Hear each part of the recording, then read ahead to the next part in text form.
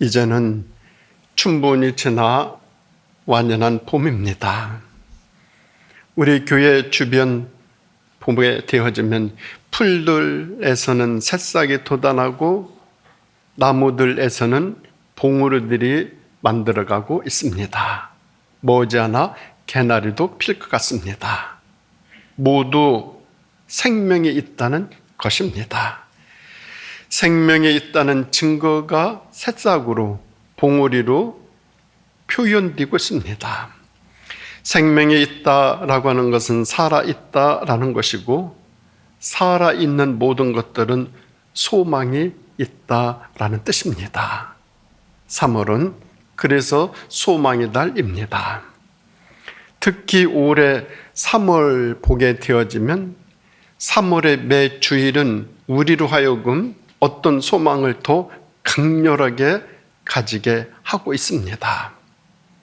도처에서 전쟁이 발발하여 더더욱 평안과 안정과 평화를 위협하기에 우리나라가 더 잘 되기를, 우리들의 삶이 더 안정되기를 소망해 봅니다.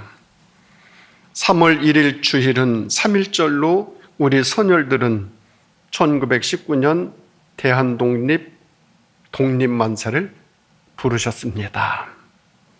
3월 8일 주일은 대전 지역 고등학생들을 중심으로 하여 정권의 부정부패, 인권 침해에 대항하여 자유, 민주, 정의를 1960년 힘차게 외쳤습니다. 3월 15일 지난 주일은 마산 지역 시민들이 부정선거에 항거하여 1960년 정의를 굉장히 외쳤습니다.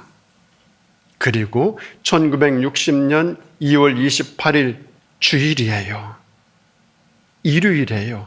그런데도 이날 고등학생들에게 등교하라고 정부에서 명령을 합니다. 그러자 대구 지역 고등학생들이 야당의 선거 방해를 위해 일요일임에도 불구하고 등교하라는 이 독재에 항거하고 저항했어요. 우리나라 최초의 학생운동이에요. 이 모든 것들이 모아져서 1960년 4월 19일 4.19 의거가 일어났어요. 그런데 4월 19일도 올해는 주일이에요. 그래서 2018년 문재인 정부에서 2월 28일, 3월 8일을 민주의거일로 격상시켜요. 국가기념일로 정하였어요.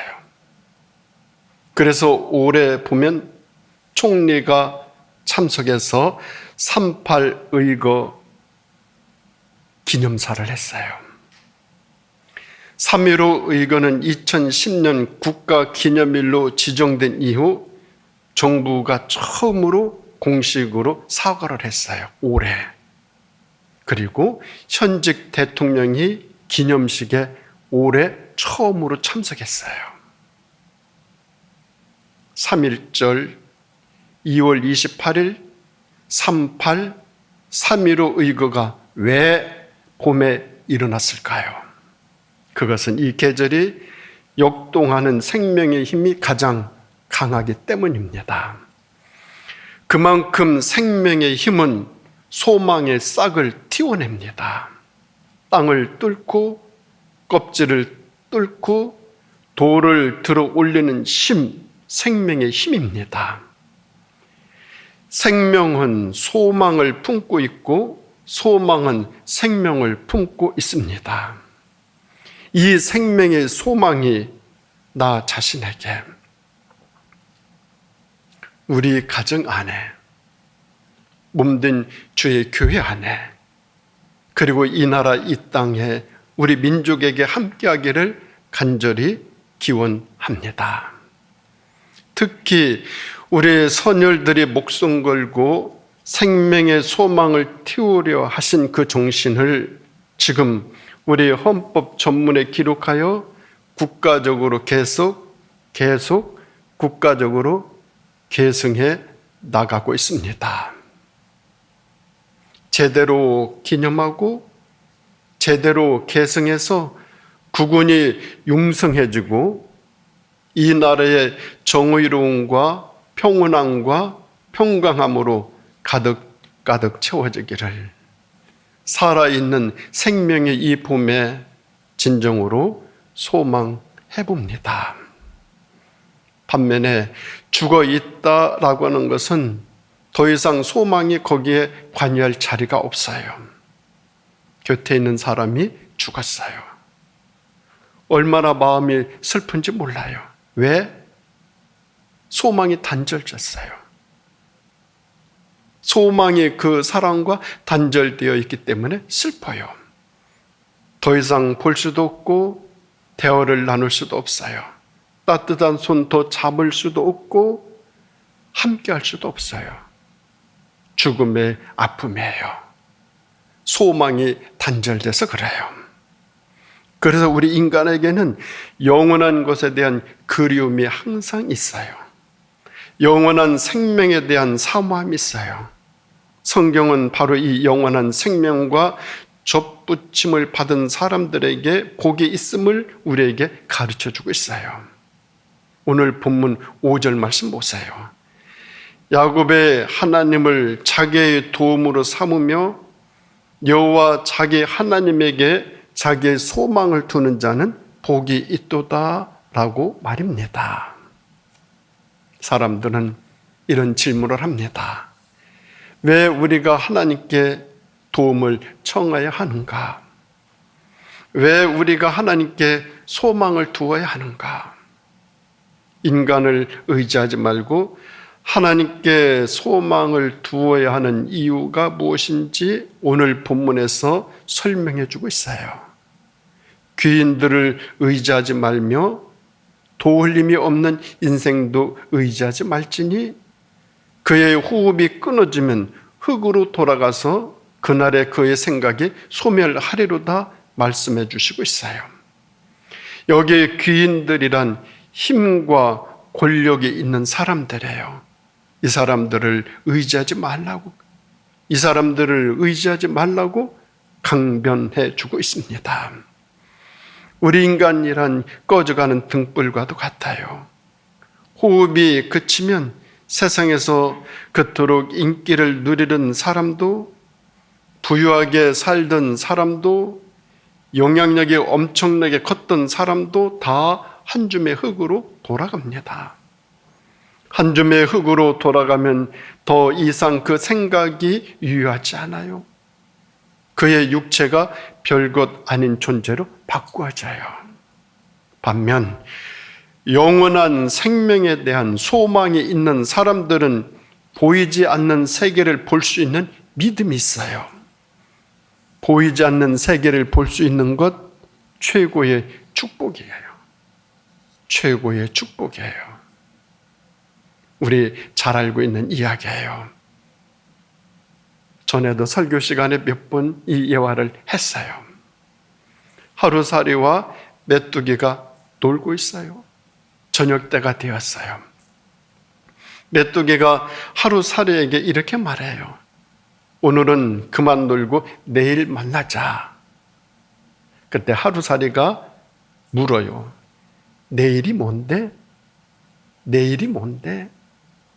하루살이가 물어요. 내일이 뭔데? 그러자 메뚜기가 대답을 해요. 이제 곧 캄캄한 밤이 다가올 거야. 그것이 지나면 저 태양이 다시 떠오를 거야. 그날이 내일이야. 캄캄한 밤이 지나고 밝은 태양이 떠오르는 것, 바로 그것이 내일이란다. 하루살이는 그 말을 도저히 이해할 수가 없어요.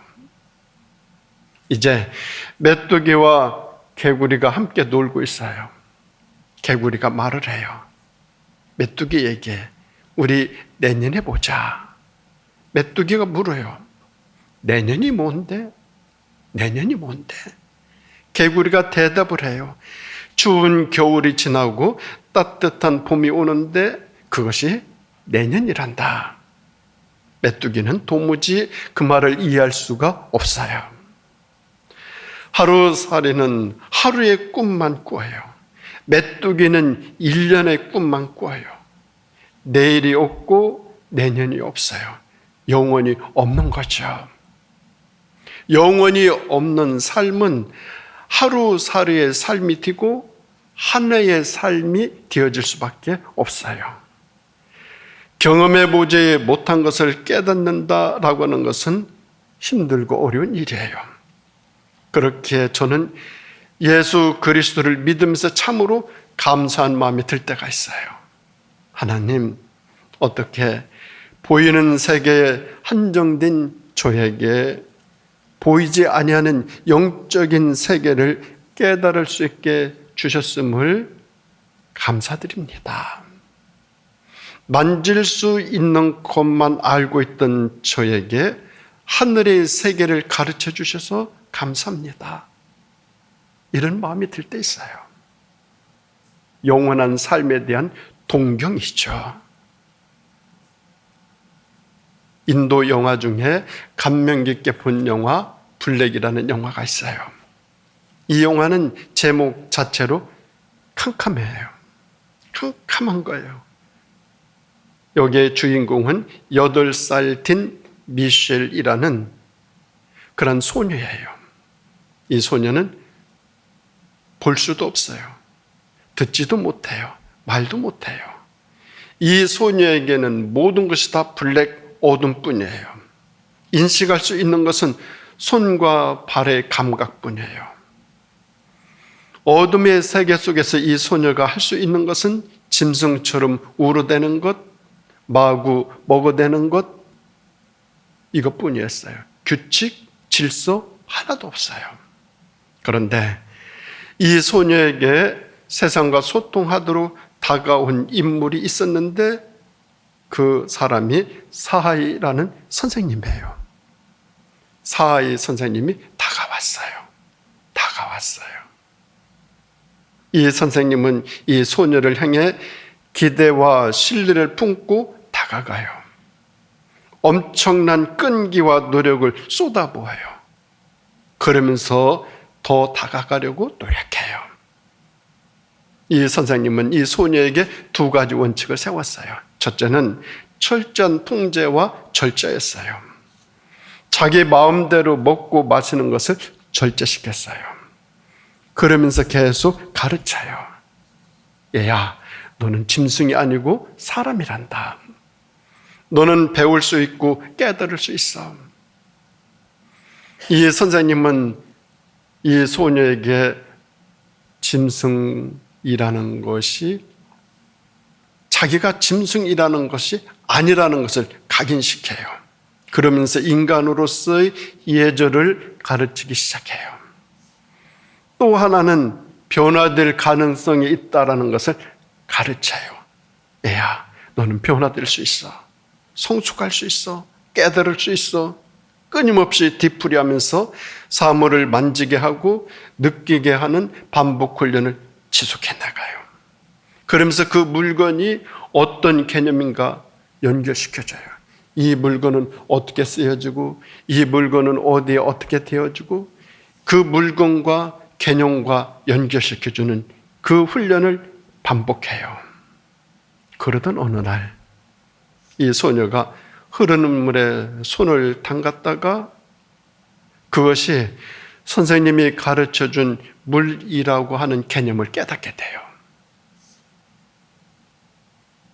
흐르는 물에 손을 담갔다가 이것이 물이구나. 이 개념을 깨달아요. 그때 그 순간 어둠이 아닌 빛이 소녀에게 다가가요. 빛이 이 소녀에게 다가가요. 빛이 다가가요. 깨달을 때 한 줌의 흙에 불과한 피조물인 우리가 창조주 하나님을 깨달을 수 있다는 것 놀랍지 않습니까? 보고 만지는 것에 우리의 한계가 있는데 보이지 않는 세계가 말씀으로 다가오는 것, 이것이 믿음이고 이것이 신앙이에요. 이것이 은혜이고 이것이 축복이에요. 아무것도 모르는 우리에게 알게 해주고 믿게 해주고 신뢰하게 해주는 이것이 우리에게 다가와요. 이것이 믿음이에요. 하나님께서 우리에게 보여주시는 계시의 내용들이 다가와요. 그러므로 믿으면 영적인 세계를 볼 수 있는 눈 열어주셔요. 그런데 보이는 세계에만 머무르며 살아가는 사람들은 영적인 세계를 거부해요. 영적인 것들에 대해서 어리석게 평가해요. 보이지 아니하는 세계의 풍성하고 귀하고 보배로운 것들을 하나도 볼 수가 없어요. 보이지 아니하는 세계의 그 풍성하고 아름다운 것들이 그 사람에게는 다가가지 않아요. 다가가지 않아요. 영적인 눈을 떠야만 하나님의 말씀인 세계가 내 안에 들어와요. 내 안에 들어와요. 물이라고 하는 개념을 깨달을 때 그에게 빛이 다가갔어요. 어둠에 빛이 다가간 것처럼 기독교 신앙의 역사를 보면 하나님이 먼저 우리에게 다가오셨어요. 하나님이 먼저 우리로 하여금 깨닫게 하셨어요. 하나님이 먼저 예수 그리스도를 이 땅에 보내주셔서 그분을 인식하게 하셨어요. 하나님이 먼저 성령을 우리 마음에 보내주셔서 하나님을 향하여 아버지라 부를 수 있도록 허락해 주셨어요. 이것이 하나님의 은혜요. 이것이 복음이에요. 하나님께서 우리에게 주신 인식이 열린 사건이자 최고의 축복의 순간이에요. 우리의 인식이 열리는 거예요. 하나님이 다가오셔서 나로 하여금 깨닫게 해주시니 나의 모든 어두운 것들이 물러가요. 아무리 캄캄한 어둠 속이라도 조그마한 빛이 비치게 되면 어둠은 즉시 물러나요. 그렇다면 보이지 않는 하나님의 존재를 확인하는 출발점은 어디에 있을까요? 그것은 바로 하나님에 대한 믿음이에요. 믿음만 있게 되어지면 어둠의 세계 속에 그 세계 속에서 벗어나는 것이죠. 마치 짐승처럼 우르대는 것과 마구먹어대는 것뿐이었던 8살 미셸이 사회 선생님을 신뢰하면서 서로 간의 교통이 이루어지고 새로운 인식의 길이 열리는 것과 마찬가지예요. 8살 된 이 아이에게 이 선생님이 다가갔고 빛이 다가가서 어둠을 걷어내줘요. 우리 어둠의 세계 속에 살아가는 우리들에게 하나님이 다가오셔서 우리들의 어둠을 걷어내고자 하셔요. 그리하려면 하나님에 대한 믿음, 믿기만 하면 되어져요. 우리는 믿음을 통해서 하나님을 사랑한다 고백해요. 하나님의 말씀을 듣고 순종하기 시작해요. 그러면 하나님이 만져지고 하나님이 느껴지기 시작해요. 하나님의 인격이 내 안으로 들어오셔서 나를 만져주시고 고쳐주시는 경험을 체험해요. 내가 성찰해가는 과정을 겪어요. 성장하고 성숙해가고 하늘에 대한 동경 속에서 보이지 않는 세계에 함께하고 싶어요. 하나님만이 사랑이라는 것을 깨닫고 내 속에 있는 고통의 문제, 탄식의 문제, 절망의 문제를 내놓고 하나님과 대화를 통해서 해결되어 나가기 시작해요. 모든 인식론에는 핵심이 있는데 그것은 믿어야 깨닫게 된다라는 것이에요. 믿지 아니하면 어떤 것도 받아들일 수 없어요. 사랑해야 깨달을 수 있어요. 특별히 살아계신 하나님을 만날 때는 신뢰와 사랑이 전부여야 돼요. 신뢰와 사랑이 전부가 되어야 돼요. 그러면 그분이 다가오셔서 우리에게 새로운 세계를 열어주셔요. 내 눈을 열어주시고 하늘의 신비한 세계를 보여주셔요. 하나님을 인격적으로 신뢰하고 사랑할 때 하나님이 주시는 은혜와 생명의 역사를 깨닫게 되어져요. 그때 오라 나는 죄인이로구나 고백할 수 있어요. 그 순간 내가 변화되고 중생의 단계로 접어들죠. 그렇기 때문에 우리는 소망을 하나님께만 두어야 돼요. 하나님은 허황된 환상이 아니셔요. 그러기에 우리는 하나님께 소망을 두어야 돼요. 하나님만이 인간의 진정한 힘이시고 꿈이셔요. 하나님은 단순히 신비한 종교성을 가진 미신적인 존재가 절대로 아니에요. 사람에게 다가오셔서 무서움과 공포심을 조장하는 우리 하나님이셔요. 유령과 악마가 우리를 무섭게 하는 것처럼 하나님은 그런 존재가 절대 아니셔요. 끝없이 사랑하시고 우리 하나님은 영으로 우리에게 다가오셔서 우리를 끝까지 인도해 주시는 우리 아버지셔요. 성경은 우리가 왜 하나님께 소망을 두어야 하는지, 그분을 믿고 따르면 어떤 역사가 이 땅에 일어나는지를 우리들에게 구체적으로 가르쳐 주고 있어요. 하나님은 허황된 환상 속의 존재 아니에요. 하나님은 우리와 함께 역사를 이루어 가시는 분이셔요. 하나님은 우리의 살아갈 힘의 원천이셔요. 하나님은 우리의 궁극적인 목적이 되셔요. 그러므로 우리는 이런 하나님께 소망을 두어야 돼요. 내 소망을 하나님께 두어야 돼요. 본문 6절, 10절에서 하나님은 어떤 분이신지 아주 구체적으로 명확하게 지적해 주셔요. 여호와는 만물을 지으시며 영원히 진실함을 지키시며 억눌린 사람들을 위해 정의로 심판하시며 줄인 자들에게 먹을 것을 주시며 갇힌 자들에게 자유를 주시며 맹인들의 눈을 열어주시며 비굴한 자들을 일으켜 주시며 의인들을 사랑해 주시며 나그네들을 보호해 주시며 고아와 과부를 붙들어 주시고 악인들의 길은 굽게 하여 주시며 하나님은 영원히 다스리시고 대대로 통치하시리로다. 우리 하나님이셔요. 우리 하나님이 영원히 다스려요. 이 세상을. 그리고 대대로 통치하셔요. 하나님은 어떤 임기제가 아니에요.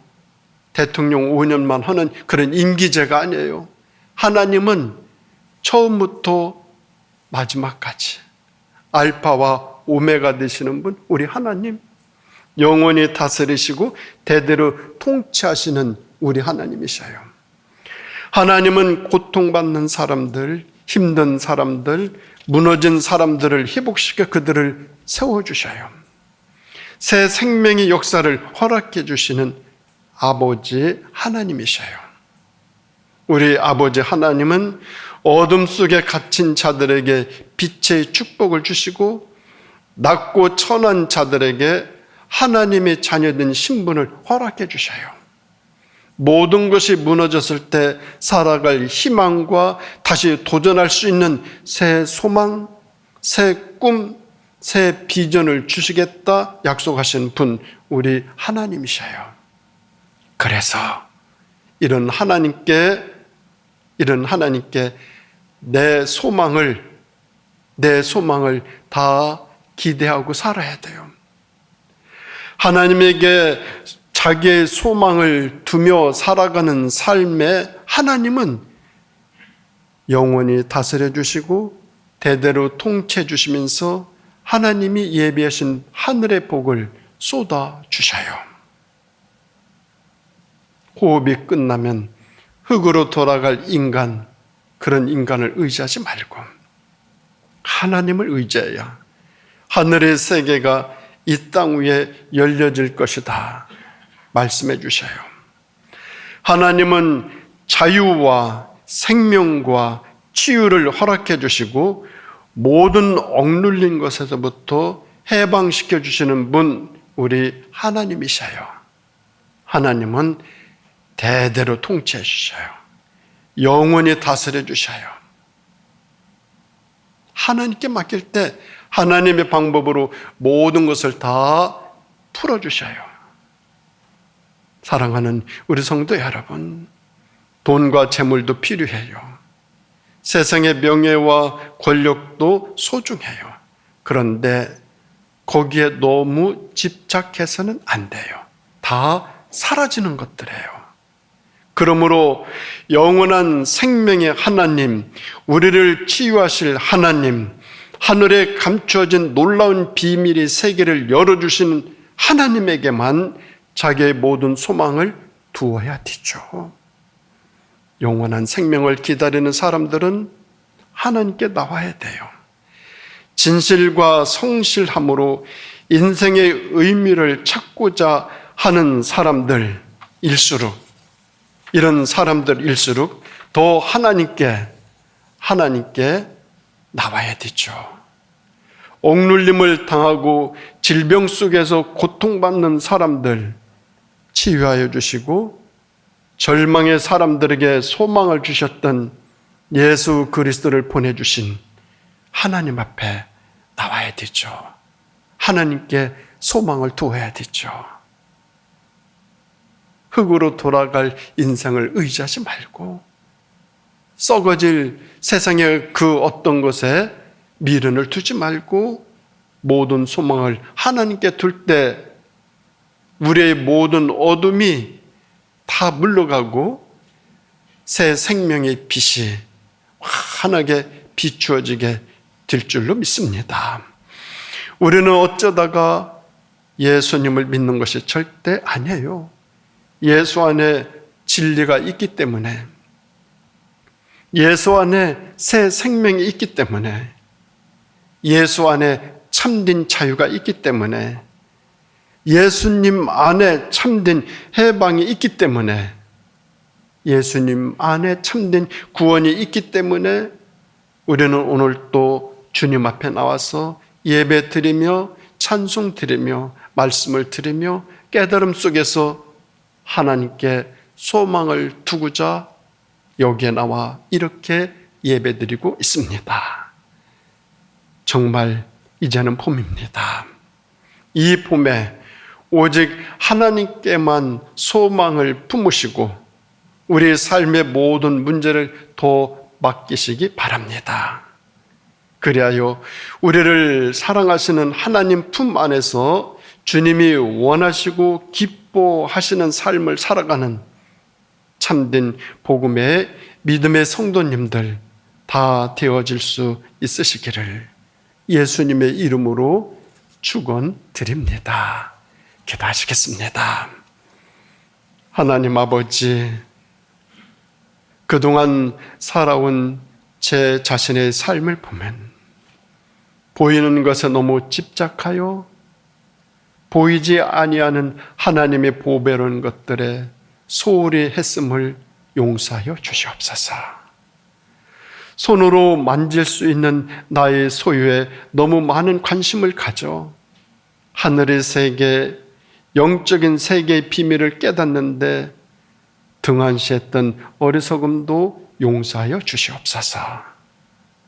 소망의 생명이 약동하는 이 봄, 살아계신 우리 하나님께만 나 자신의 소망을 두고 복되게 살아가는 믿음의 사람, 강건한 사람, 주님이 기뻐하는 사람, 그런 사람 속에서 하나님께만 소망을 두고 살아가는 그런 삶을 살아갈 수 있도록 인도해 주시기를 예수님의 이름으로 간절히 기도드립니다. 아멘.